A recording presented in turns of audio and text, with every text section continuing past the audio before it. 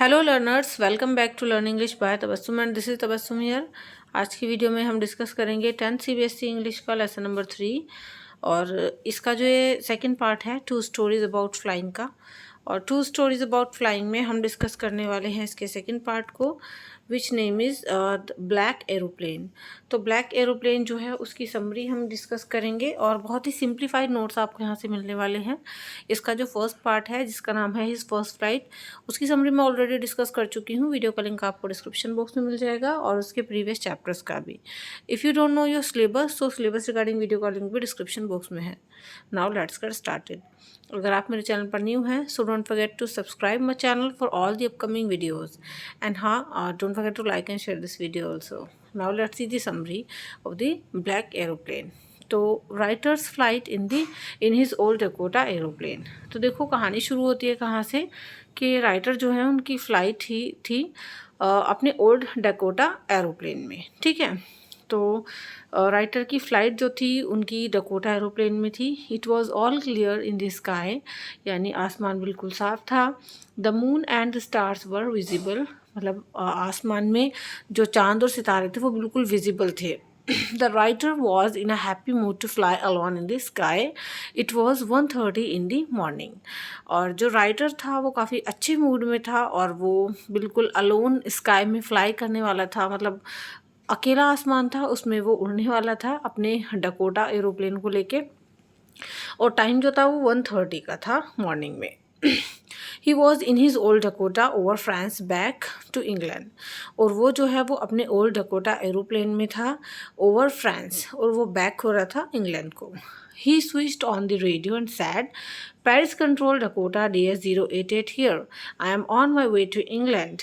तो देखो, और जो राइटर था उसने रेडियो को ऑन किया और उसमें बोला कि पेरिस कंट्रोल डकोटा DS088, मैं बात कर रहा हूँ इधर से, I am on my way to England, और मैं अपने रास्ते में हूँ इंग्लैंड के।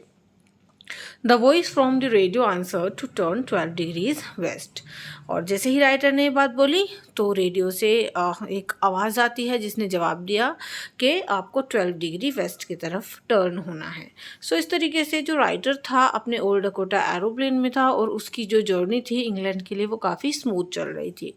आसमान बिल्कुल साफ था, चांद सितारे दिख रहे थे और वो अकेले आकाश में फ्लाई कर रहा था टुवर्ड्स पेरिस। तो देखो वो पेरिस की तरफ जा रहा था। The writer turn his Dakota 12 degrees west towards England, यानी जो राइटर था उसने अपने डकोटा को 12 डिग्री वेस्ट इंग्लैंड की तरफ जो है टर्न कर लिया।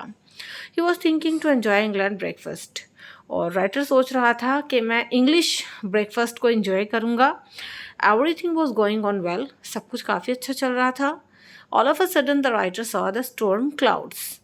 सडनली जो राइटर था जो एरोप्लेन उड़ा रहा था उसने देखा कि स्टॉर्म क्लाउड्स थे, है ना, बड़े बड़े बादल थे। Paris was about 150 kilometre away, और पेरिस अभी भी 150 किलोमीटर दूर था। These clouds look like black mountains. और ये जो क्लाउड्स थे ना वो देखने में ब्लैक माउंटेन्स की तरह लग रहे थे, बड़े बड़े काले पहाड़ की तरह। They were now in front of him. और अब ये जो थे क्लाउड्स अब ये एरोप्लेन के सामने थे, दैट मीन्स राइटर के सामने थे। The pilot knew that he could not fly up and over them. Pilot को पता था कि इतने बड़े बड़े जो ये क्लाउड्स हैं इनके ऊपर तो मैं अपने एरोप्लेन को नहीं उड़ा पाऊंगा। Even he was short of fuel, so he could only move towards north और साउथ। इवन उसके पास जो फ्यूल था वो भी कम था और वो जो है नॉर्थ और साउथ की तरफ ज़्यादा देर तक मूव नहीं कर सकता था। So he thought to go back to Paris. इसलिए उसने सोचा कि क्यों ना मैं वापस पेरिस चला जाऊं। But he wanted to get home for breakfast, लेकिन वो घर जाना चाहता था ब्रेकफास्ट के लिए। Still he flew straight into the clouds. और अभी भी इसलिए उसने जो है क्लाउड्स के अंदर सीधा ही जो है उड़ना शुरू कर दिया। उसने थोड़ा सा रिस्क लिया। अब देखो आगे क्या हुआ। ऑल इंस्ट्रूमेंट्स टर्न डेड, यानी जितने भी एरोप्लेन के अंदर इंस्ट्रूमेंट्स थे वो सब डेड हो गए। Inside the clouds everything was suddenly black.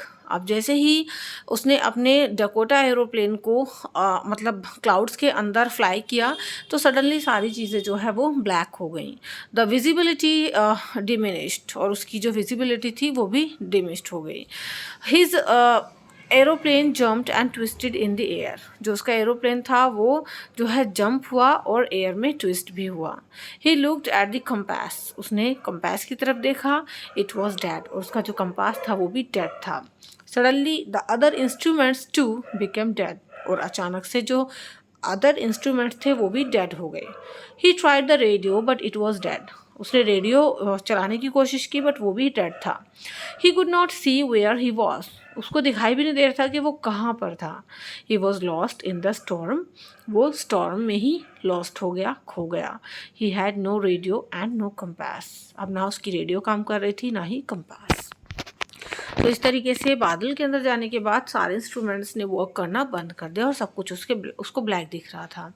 Seeing another airplane. अब देखो अचानक से क्या हुआ, इस डकोटा एयरप्लेन के राइटर को सडनली एक दूसरा एरोप्लेन फ्लाई करता हुआ दिखा वहाँ पर। दैट मीन्स इसकी थोड़ी सी होप जगी। The black clouds were quite near him. जो काले काले बादल थे वो उसके पास ही थे। Suddenly he saw another aeroplane. अचानक उसने देखा कि दूसरा एरोप्लेन दिखाई दिया उसको। It was without light on its wings. और इस एरोप्लेन के विंग्स पर लाइट्स नहीं थी। But the writer could see it flying next to his plane. लेकिन राइटर को ये दिखाई दे रहा था कि हाँ उसके प्लेन से ये आगे आगे उड़ रहा था। He could see the pilot's face. और उसको उस पायलट का फेस भी दिख रहा था जो कि उस दूसरे एरोप्लेन को फ्लाई कर रहा था। He could see the pilot's face. ठीक है, he was happy to see another person. अब देखो राइटर को खुशी हुई कि चलो उसके एरोप्लेन के अलावा कोई दूसरा एरोप्लेन भी वहाँ पर था, कोई दूसरा पर्सन भी वहाँ पर था। The other person lifted one hand and waived. ये जो दूसरा पर्सन था दूसरे एरोप्लेन में, उसने अपना हाथ उठाया और हवा में ऐसे वेव किया। He asked to follow him. और उसने इशारा किया कि तुम मुझे फॉलो करो। The writer thought that the fellow was trying to help him. तो राइटर को लगा कि भाई इस तरीके से ये जो सामने वाला इंसान है ये मेरी हेल्प कर रहा है।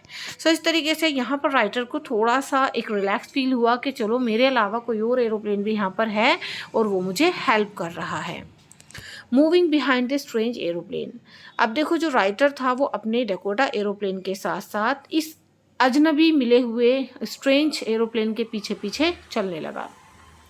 Then he turned his aeroplane in front of writer's Dakota. तभी ये जो स्ट्रेंज एरोप्लेन था इसने अपने एरोप्लेन को टर्न किया राइटर के डकोटा के सामने। It became easier for the writer to follow him. अब देखो राइटर के लिए आसान हो गया उसको फॉलो करना। The writer was happy. He followed the strange aeroplane like an obedient child. तो राइटर खुश था कि चलो कोई तो है जो मेरी हेल्प कर रहा है। तो राइटर ने उसके एरोप्लेन को फॉलो करना शुरू कर दिया लाइक एन ओबीडियंट चाइल्ड। जैसे कि कोई आज्ञाकारी बच्चा करता है ना कि चलो हाँ भाई पीछे पीछे चल देते हैं। For half an hour the strange black aeroplane remained in front of the Dakota aeroplane. लगभग आधे घंटे तक ये जो अजनबी ब्लैक एरोप्लेन था ये जो है मतलब डकोटा एरोप्लेन के सामने ही था, सामने सामने चल रहा था और राइटर्स को फॉलो कर रहा था। The writer knew that there was enough fuel in his Dakota's last tank. Writer को पता था कि इतना फ्यूल है उसके डकोटा के लास्ट टैंक में। He was able to fly for 5 or 10 minutes more. और इतना फ्यूल है कि वो लगभग 5 से 10 मिनट और मूव कर सकता है। But he was still frightening. मगर फिर भी उसको थोड़ा भी डर लग रहा था। Now the black aeroplane started going down and the writer followed him in the storm. अब ये जो ब्लैक एरोप्लेन था उसने धीरे धीरे डाउन होना शुरू कर दिया और राइटर ने स्टॉर्म के अंदर ही उसको फॉलो करना स्टार्ट रखा। सो इस तरीके से बेसिकली यहाँ पर कोई ब्लैक एरोप्लेन राइटर के ओल्ड डकोटा एरोप्लेन के और राइटर की हेल्प कर रहा था। अब देखो on the runway suddenly the writer was now out of the clouds. अचानक से जो राइटर था वो बादलों के बाहर आ गया है ना, तो फाइनली उसकी प्रॉब्लम सॉल्व हो गई। He was happy to see 2 long straight lines of lights before him. अब राइटर हैप्पी था क्योंकि उसको लंबी लंबी स्ट्रेट लाइन्स दिख रही थी लाइट्स की उसके सामने। It was a runway and airport. क्योंकि ये एक रनवे आ गया था, एक एयरपोर्ट आ गया था। The writer was safe. Writer अब सेफ था। Then he turn to see his friend in the black aeroplane. फिर राइटर ने मुड़ के देखा कि भाई ये जो ब्लैक एरोप्लेन में इंसान मेरी हेल्प कर रहा था, जो फ्रेंड था बेचारा मेरा, ये कौन था। But there was nothing. पर उसको कोई वहाँ पर दिखाई नहीं दिया। जैसे ही उसने मुड़ के देखा the black aeroplane had gone. ये जो ब्लैक एरोप्लेन था और इसके अंदर जो स्ट्रेंजर था वो जा चुका था। He could not find it anywhere, उसको वो वहाँ पर नहीं मिला। फिर the writer landed and was near the control tower, writer land हुआ और वो कंट्रोल टावर के पास गया। He asked the woman in the control center where he was and who was the other pilot as he wanted to say him thanks. तो देखो writer जो है वो कंट्रोल रूम में गया और वहाँ पर एक वुमन से उसने पूछा कंट्रोल सेंटर में कि भाई मेरे अलावा जो है कौन पायलट था स्काई में, क्योंकि मुझे उसको थैंक्स करना है, तो मुझे जानना है वो कौन था। अ मिस्ट्री, लेकिन अंत में ये एक मिस्ट्री ही रह गई। क्यों? The woman looked at the writer amazingly, उस कंट्रोल सेंटर वाली वुमन ने राइटर को बड़े अजीब ढंग से देखा। शी लाफ्ड, वो हंसी, उसकी हंसी छूट गई। She told that no other aeroplane was flying that night, और उसने बताया कि तुम्हारे एरोप्लेन के अलावा कोई और एरोप्लेन यहाँ पर आज फ्लाई कर ही नहीं रहा था। Only his plane could be seen on the radar, केवल तुम्हारा ही एरोप्लेन यानी केवल राइटर का एरोप्लेन ही रडार पर आज दिख रहा था। The writer was in a mystery as to who was it his help in the trouble situation. अब देखो राइटर जो है वो एक बहुत ही रहस्यमय तरीके से एकदम मिस्ट्री से भर गया कि आखिर वो कौन था जिसने इतनी परेशानी भरी सिचुएशन में मेरी हेल्प की। He was rather wondering to arrive safe without a compass or a radio or fuel. और उसको बहुत ही अजीब लग रहा था ये सोच के कि मैं इतनी खतरनाक सिचुएशन से निकल के आया हूँ विदाउट कंपास के, बिना रेडियो के, बिना फ्यूल के। आखिर मेरी हेल्प किसने की? He went on questioning who was the pilot on this strange black aeroplane which had no lights. और वो लगातार यही सवाल कर रहा था कि आखिर वो ब्लैक एरोप्लेन का स्ट्रेंज पायलट था कौन जिसने मेरी हेल्प की और जिसके एरोप्लेन के विंग्स पर लाइट्स भी नहीं थी।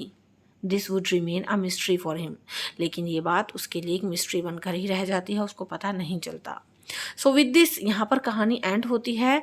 एक जो है ओल्ड डकोटा को लेकर के राइटर निकलते हैं और सडनली वो स्टॉर्म में फंस जाते हैं और सडनली एक ब्लैक एरोप्लेन स्ट्रेंज व्यक्ति उनके सामने आता है, उनकी हेल्प करता है, उनको निकाल करके लाता है और वो सडनली गायब हो जाता है।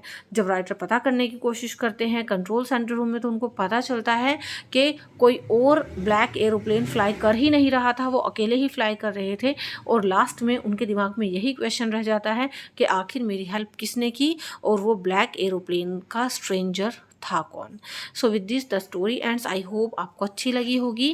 फर्स्ट पार्ट डिस्क्रिप्शन बॉक्स में है जिसमें हमने हिज फर्स्ट फ्लाइट को डिस्कस किया था एंड प्रीवियस चैप्टर्स के लिंक भी।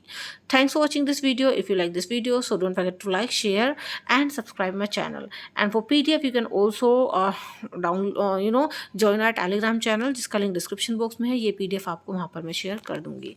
सो चलिए, see you in the next video. Till then be a learner and learn English. Thank you and good bye.